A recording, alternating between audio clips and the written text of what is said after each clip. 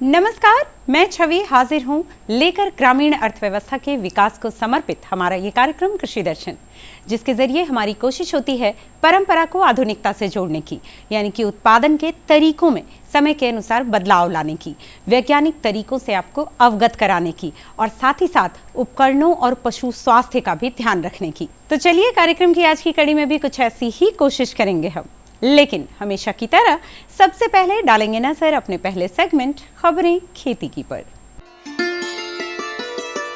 आम की फसल को मधुआ कीट के प्रकोप से बचाए उत्पादक एवं किसानों के लिए बेहद उपयोगी बूम स्पेयर मशीन।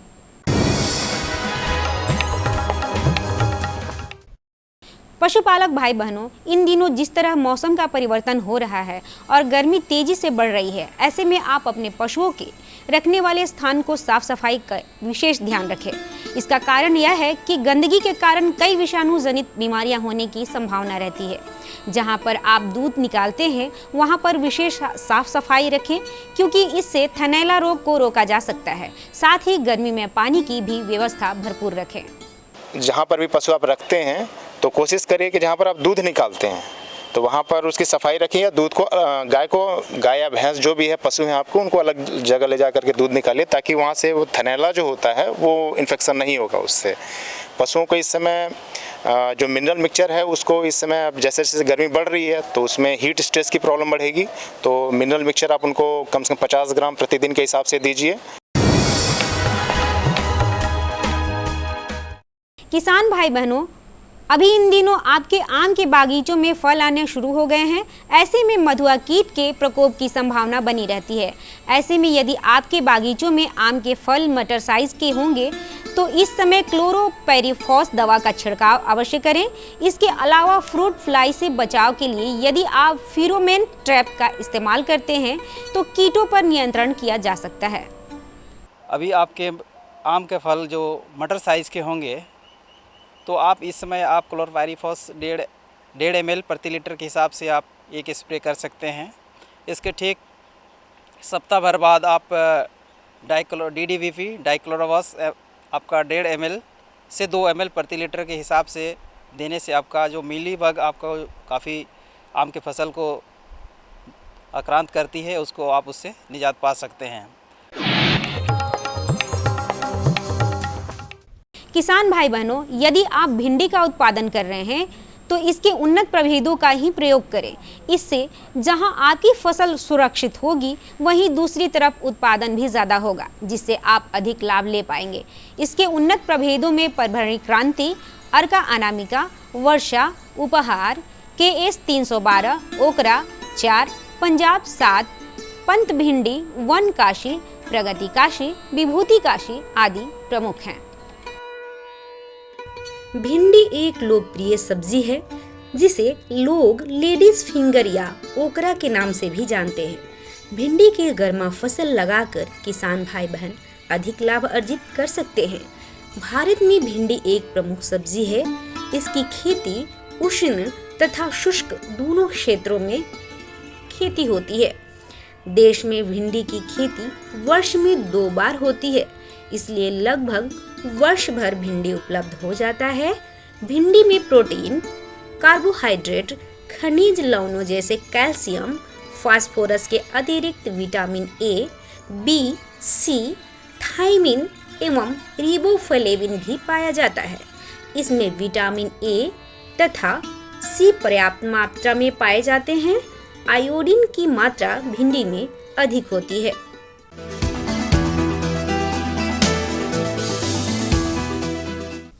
किसान भाई बहनों, वर्तमान समय में एक स्रोत से ही आमदनी और ज़रूरतों को पूरा नहीं किया जा सकता। ऐसे में समेकित खेती आय को बढ़ाने का एक बेहतर विकल्प हो सकता है। इसके जीते जागते उदाहरण है ग्रामवादी जिला पटना के कर्मठ और प्रगतिशील किसान मधुरेंद्र कुमार आर्य, जो कि समेकित खेती की तकनीक के द्वारा एक अच्छी आय का सृजन कर रहे हैं। उनका कहना है कि वैज्ञानिकों की सलाह को मानकर और कृषि के साथ साथ मुर्गी पालन कर उन्होंने 2 गुना मुनाफा कमाया है। सफलता की इस कड़ी में आज उनसे ही जानते हैं उनके अनुभव। हम तो समेकित कृषि यथी से जुड़े हुए हैं। हमारा तो सोच अभी इंद्रधनुषीय कॉन्सेप्ट पर चल रहा है, लेकिन थोड़ा सा पूंजी के अथी में हम लोग धीरे धीरे कर रहे हैं। अभी हमारे पास पोल्ट्री फार्म का है, डेयरी है, बकरी है, बर्मी का हम शुरू किए हुए हैं।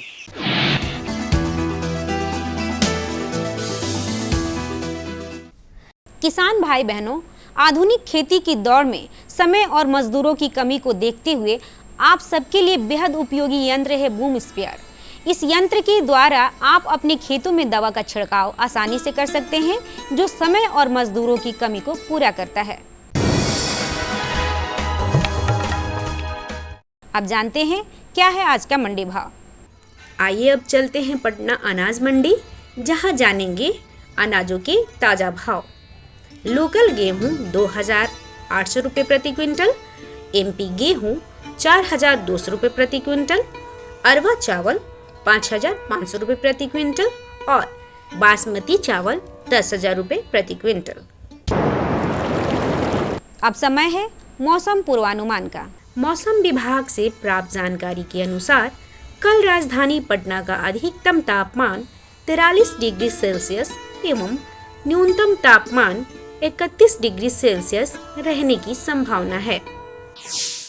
खबरें खेती की में अभी आप रूबरू हो रहे थे मौसम के मिजाज से। लिया आपने जायजा मंडी के भाव का, जाना अपने नवीनतम तकनीकों और उपकरणों के बारे में, और साथ ही साथ आपने सुनी कहानी अपने ही एक सफल साथी के सफलता की। कार्यक्रम की अगली कुछ कड़ियों में हम कोशिश करेंगे कि आप में से कुछ लोगों के सफलता की कहानी आपके दूसरे साथियों तक पहुंचा सकें। कार्यक्रम के सिलसिले को बढ़ाते हैं आगे, और अब बारी है हमारे विशेषज्ञ से मिलने की, जिसमें हिट वार्ता में हम प्रयास करेंगे आलू की विभिन्न किस्मों और इसकी भंडारण गुणवत्ता के बारे में जानने का। नमस्कार, कृषि जगत से जुड़ी तमाम खबरें लिए मैं आपके सामने हूँ। जैसा कि आप जानते हैं कि हम हमेशा नए नए विषय लेकर आते हैं और नए नए विशेषज्ञों से आपको रूबरू करवाते हैं, जिसमें आप जानते हैं खेती संबंधी बहुत सारी जानकारी, किस तरह से हमारे किसान भाई कम लागत में ज़्यादा से ज़्यादा मुनाफा पा सकते हैं। आज हमारे साथ जो हमारे विशेषज्ञ हैं वो हैं डॉक्टर सरला यादव, सीनियर साइंटिस्ट, केंद्रीय कृषि अनुसंधान केंद्र पटना से है। मैम, आपका हमारे कार्यक्रम कृषि दर्शन में बहुत बहुत स्वागत है। सबसे पहले आप हमारे किसान भाइयों को बताइए कि आलू की खेती जो करते हैं तो उसमें कितनी तरह की किस्में होती हैं? जैसा कि मुझसे पूछा गया कि आलू की किस्में कितने प्रकार की हैं, तो अभी तक हमारे संस्थान ने लगभग 70 जो है आलू की किस्में निकाली हैं, और उनमें जो आलू की किस्में हैं उसमें ज़्यादातर 3 रंग होते हैं। एक तो लाल रंग की किस्में होती हैं, सफ़ेद रंग की किस्में होती हैं और एक बैंगनी रंग की किस्म है। तो मैं लाल से शुरू करना चाहूँगी। लाल रंग की जो किस्में हैं उनमें कुफरी लोहित, कुफरी मानिक, कुफरी कंचन, कुफरी अरुण, ये प्रमुख किस्में हैं जो कि ज़्यादातर हमारे किसान भाइयों और बहनों द्वारा अपने खेतों में लगाई जा रही हैं और ये अच्छी पैदावार दे रही हैं। और जो सफ़ेद किस्में हैं उनमें है कुफरी अशोक है, कुफरी ख्याति है, पुखराज है, कुफरी पुखराज, और कुफरी मोहन है, कुफरी चंदन है। तो इस तरह बहुत सारी ऐसी किस्में हैं जो सफ़ेद रंग की हैं और जो काफ़ी अच्छी पैदावार दे रही हैं। और बैंगनी रंग की जो एक किस्म है वो कुफरी नीलकंठ है। तो ये सारी किस्में हमारे किसान भाइयों और बहनों द्वारा अपने खेतों में लगाई जा रही हैं और ये ज़्यादातर नई किस्में हैं। तो मैं आपको बताना चाहूँगी कि इन किस्मों की जो बुआई है वो सिर्फ रंग के आधार पर नहीं की जाती है, इनकी जो है परिपक्वता के आधार पे की जाती है। जैसे कि 3 जो है श्रेणियां हैं, अगेती किस्में, मुख्य किस्म और पिछेती किस्म। तो अगेती किस्मों में कुफरी अशोक, कुफरी पुखराज, कुफरी ख्याति और कुफरी चंद्रमुखी आते हैं और ये सभी किस्में जो हैं सफ़ेद कंद वाली हैं। और जो मुख्य फसल किसान भाई बंधु लेते हैं उनमें कुफरी नीलकंठ आता है, कुफरी ललित आता है, कुफरी मानिक आता है जो कि गहरे लाल रंग की किस्म है और ये हमारे प्रदेश में बहुत ज़्यादा जो है पसंद की जा रही है क्योंकि पकाने के बाद भी जो इसका टेक्सचर है वो बरकरार रहता है और यहाँ जो भुजिया ज़्यादा मतलब प्रसिद्ध है, तो उसके लिए काफ़ी अच्छी किस्म है।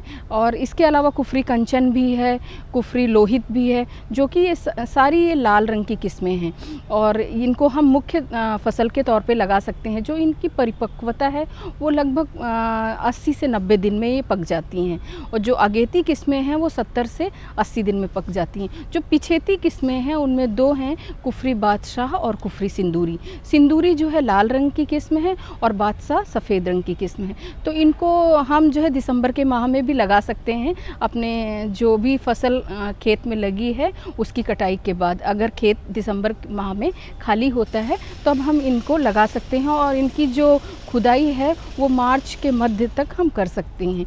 तो ये सारी जानकारी किस्मों से जुड़ी हुई थी। सरला जी, आपने बहुत अच्छी बताया मतलब किसान भाइयों को कि आलू की किस्मों के बारे में।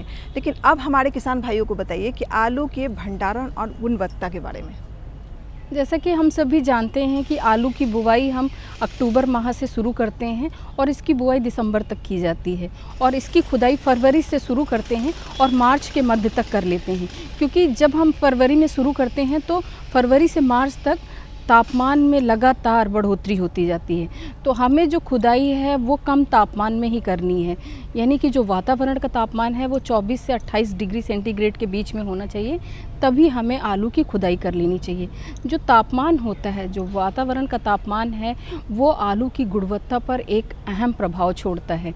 यदि कम तापमान में आलू की खुदाई की गई है तो उसको हम लंबे समय तक भंडारित कर सकते हैं और यदि वही खुदाई अगर हम ज़्यादा टेम्परेचर हो जाता है, हमारे वातावरण का तापमान ज़्यादा हो जाता है और करते हैं, तो जो खुदा हुआ आलू है उसका जो सेल्फ लाइफ है, उसकी जो भंडारण गुणवत्ता है वो घट जाती है। यानी कि वो आलू हम भंडारित तो करेंगे लेकिन वो सड़ जाता है। तो इन सभी चीज़ों का हमें ध्यान रखना चाहिए। हमें समय से खुदाई करनी चाहिए और खुदाई के बाद हमें बहुत सारी जो छोटी छोटी बातें हैं जिनको ध्यान में रखना चाहिए, ये हम सावधानियों का रूप इनको हम दे सकते हैं।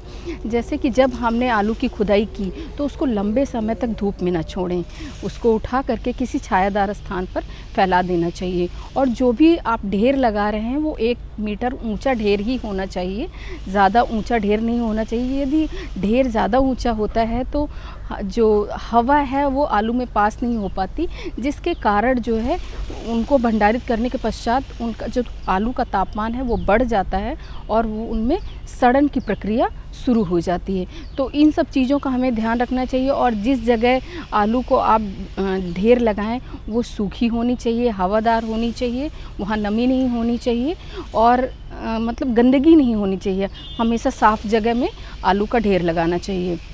बेहतर ये होगा कि या तो किसी छप्पर के नीचे या किसी पेड़ की छाया के नीचे आप आलू का ढेर लगा सकते हैं। खुदाई के बाद उसको 10 दिन तक वहीं छोड़ देना चाहिए ताकि जो ऊपर का छिलका है आलू का वो अच्छी तरह से पक जाए। ये छिलका उस आलू के कंद को मजबूत बनाता है। सरला जी, अब हमारे किसान भाइयों को आप बताइए कि आलू की जो खेती है वो अन्य फसलों की तुलना में, अगर हमारे किसान भाई आलू की खेती करते हैं तो कम लागत में ज़्यादा से ज़्यादा मुनाफा कैसे पा सकते हैं? आलू की फसल एक ऐसी फसल है जो साल भर हमारा जो उपभोक्ता हैं वो खाते हैं सब्जी के तौर पे। और आलू सिर्फ सब्जी के तौर पे ही नहीं खाई जाती, विभिन्न उत्पादों के रूप में खाई जाती है। जैसे उसके चिप्स भी बनाए जाते हैं, उसके पापड़ भी बनाए जाते हैं, फ्रेंच फ्राइज़ भी बनाए जाते हैं और उसकी मठरी भी बनाई जाती है, उसकी भुजिया भी बनाई जाती है। तो आलू एक ऐसी फसल है जो कम समय में तैयार हो जाती है। यानी कि 1 हेक्टेयर में 35 से 40 कुंटल आलू हम लगाते हैं और उससे उत्पादन टन में होता है, 20 से 25 टन हो जाता है।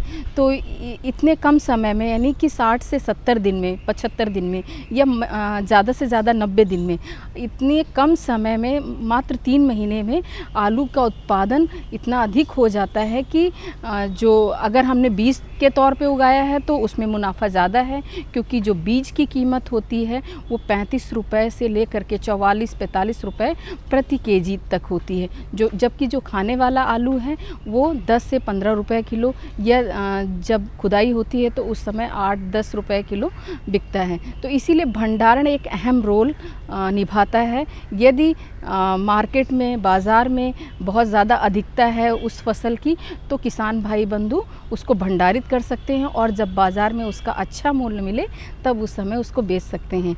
और देसी तरीके से हम आलू को लगभग 3 महीने तक अपने घर के आसपास भंडारित कर सकते हैं। मैडम, आपने जैसे कि आलू की बहुत सारी किस्मों के बारे में बताया, लेकिन हमारे किसान भाइयों के लिए ऐसा कौन कौन सी आलू की किस्में हैं जिनकी खेती करके वो ज़्यादा से ज़्यादा मुनाफा उन्हें मिल सके?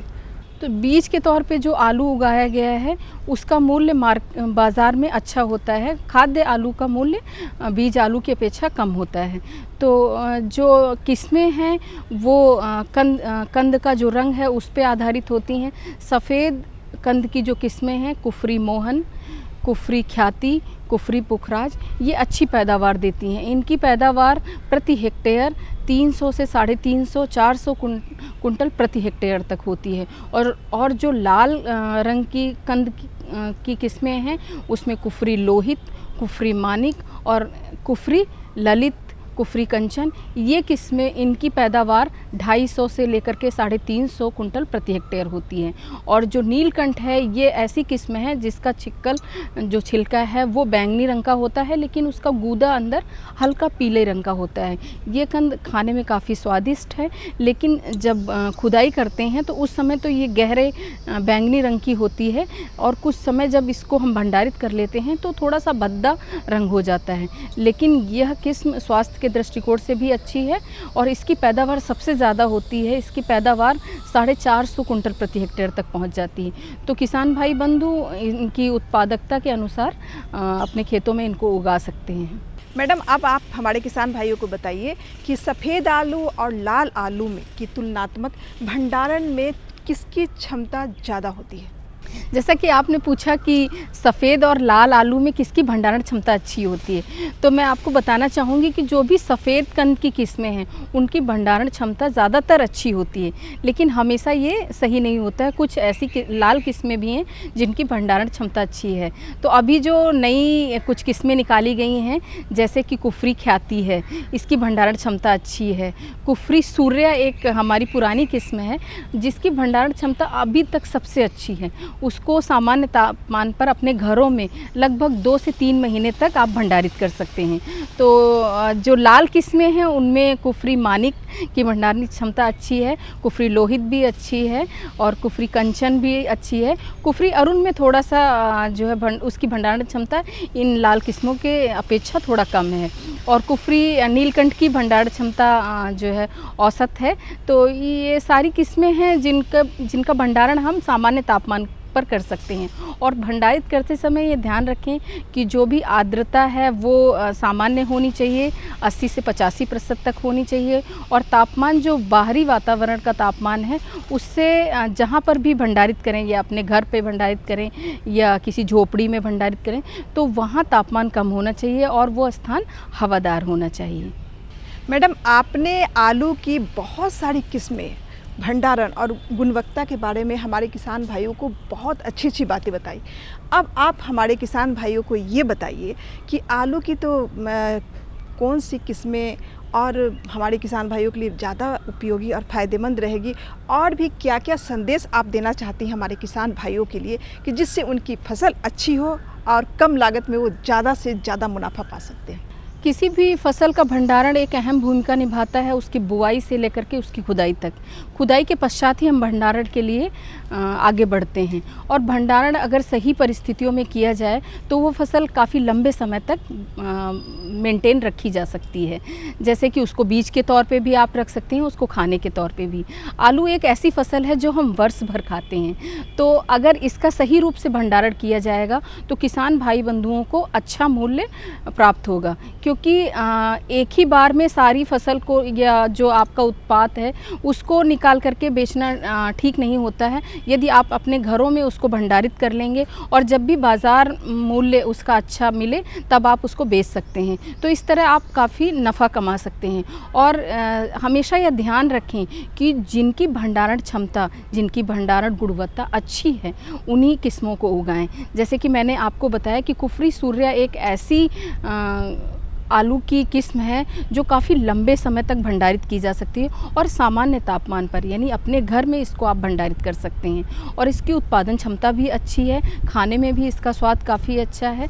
लाल किस्मों में कुफरी मानिक का स्वाद अच्छा है। और सबसे अच्छी चीज़ इसमें यह है कि जब सामान्य तापमान पर या अपने घरों में इसको भंडारित करते हैं तो इसका जो लाल रंग है वो काफ़ी लंबे समय तक बरकरार रहता है, बिल्कुल लाल चमकदार रंग होता है। तो इन सब चीज़ों का ध्यान रखें। और जो बीज आलू को आप भंडारित कर रहे हैं तो हमेशा उसको उपचारित करके भंडारित किया जाता है।